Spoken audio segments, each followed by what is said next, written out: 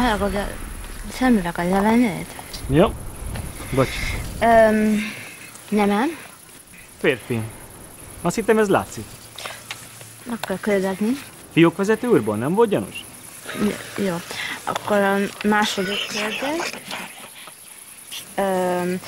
Nem zavarja ez a taszító millió? Millió? Millió. Ez ilyen. Vidék. Neked csak az akadémia az etalon? Nem zavar. Jó, akkor a következő kérdés. Most úgy él, ugyanazt elköldötted 10 évvel ezelőtt? De mondd már ezt még egyszer. Téged kikocsol? Lin látott már? Most úgy él, ugyanazt Úgy elköldötted... élek el, hogy elképzeltem 10 évvel ezelőtt? Baszki, bocs. De én ide kerültem 7 évvel ezelőtt. Csak csajok.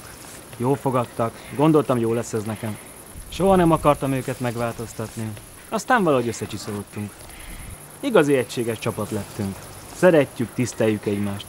Drukkolunk egymásnak, örülünk az egymás sikereinek is, de a fiúk az első. Pár hónapja körülnéztem a bocskain, ott, de visszavágytam. Egyébként nálunk egyáltalán nincsen fluktuáció. Ismered a szót?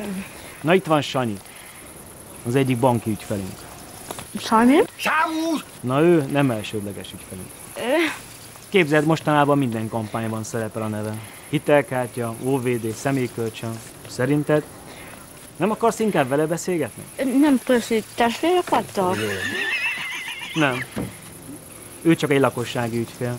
De az érdi csajok úgy kezelik, mint egy barátot. Barát. De bejárnak ide többen is. Csoki, Gaben. Ők. Na nekik már van jövedelmük, a Katihoz tartoznak, mint prémium ügyfelek. Csokit ismered, ugye? Na nála jött ki pénzügyi tervezéskor, hogy impotens. Impotens hozta a megtakarításra. Egy hitelkártyát azért rásóztunk mély dekótás módszerrel, de szerencsére mi nem olvasta, hogy 45% a THM. Tényleg? Ja, de Gaben rosszabbul járt. Azt mondta, rábízza magát Katira. Lett is belőle egy harmónia, 10 évig spórolhat, de mintha megélni a nyugdíjat. Láttad, milyen szarul néz ki? Normálisan válaszolj te!